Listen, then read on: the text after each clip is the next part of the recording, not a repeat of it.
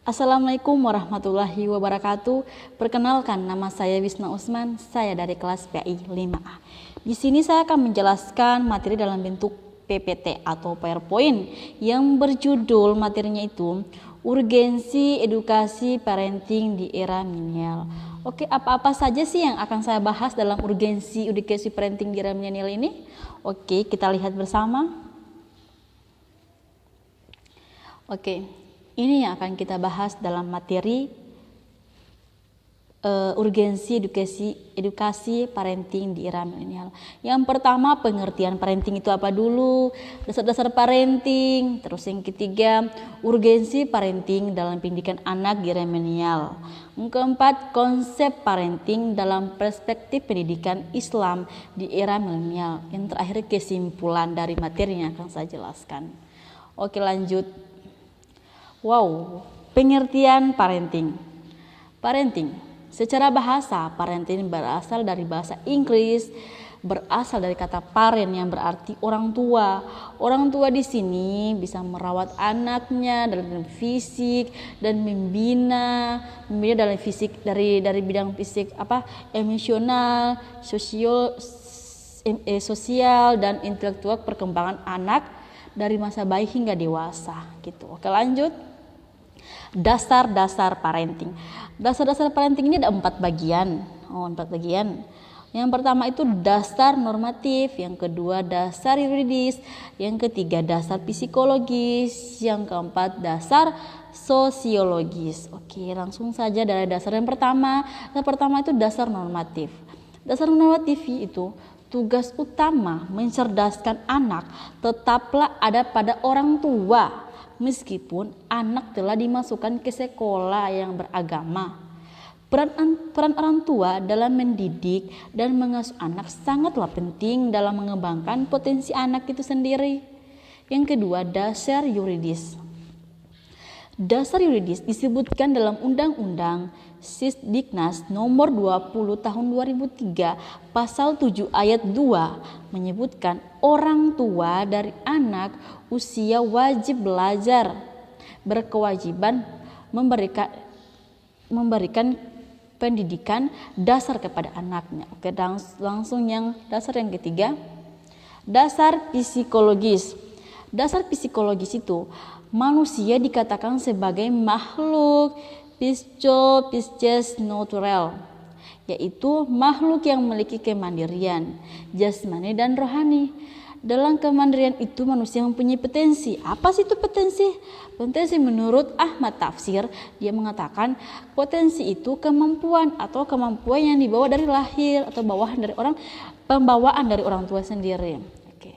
Terakhir, dasar sosiologis. Dasar sosiologis, selain manusia sebagai makhluk yang memiliki kemandirian, juga yang berwatak dan berkemampuan dasar yang memiliki gariza atau insting untuk hidup di masyarakat, bersosial gitu. Oke, lanjut. Yang materi ketiga ini ya guys. Materi ketiga itu urgensi parenting dalam pendidikan anak di era milenial. Urgensi parenting dalam pendidikan anak milenial ini apa sih? Keluarga itu merupakan lingkungan pertama dan utama dalam melaksanakan proses sosialisasi pribadi seorang remaja. Remaja berusaha mengenal berbagai macam nilai dan norma yang ada di lingkungan, diawali dengan keluarga itu sendiri. Keluarga memberikan pengaruh sekaligus membentuk watak dan kepribadian remaja. Sehingga keluarga dikatakan sebagai unit sosial terkecil yang memberikan dasar bagi perkembangan remaja. Pengaruh globalisasi dalam kehidupan berkeluarga terlihat pada pergeseran nilai dan norma dalam keluarga itu sendiri. Seperti bergesernya nilai kehormatan keluarga, nilai orang tua, nilai anak, dan lain sebagainya.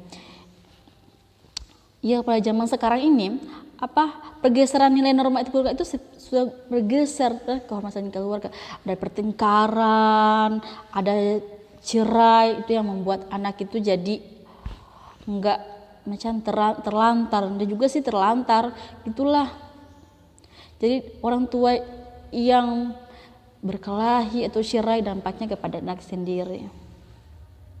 Oke. Materi keempat, konsep parenting dalam perspektif pendidikan Islam di era milenial. Oke. Konsep pergeseran budaya pada generasi muda janganlah dianggap enteng oleh orang tua. Jika kita melihat budaya yang dilakukan oleh kebanyakan anak zaman sekarang sangat jauh berubah dengan budaya generasi terdahulu.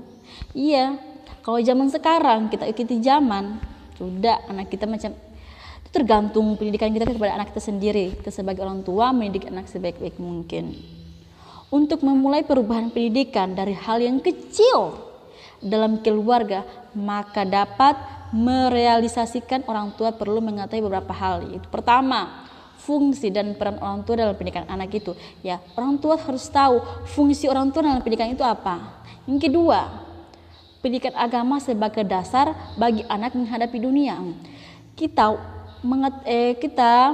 suruh belajar anak kita itu mengenai agama. Itu agama paling penting dalam kehidupan anak kita. Gitu. Yang ketiga, faktor pendukung pendidikan dalam keluarga.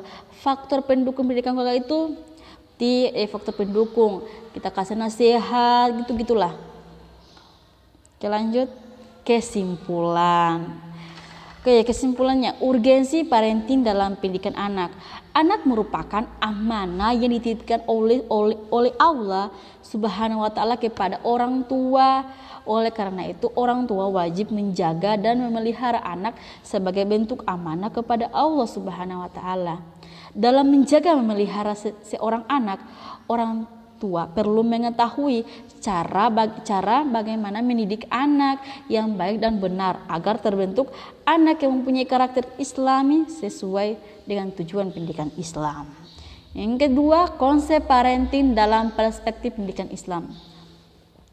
Peran orang tua dalam mendidik serta memelihara anak-anaknya tentu saja tidak dapat dilakukan tanpa ada rencana, metode atau tujuan yang baik.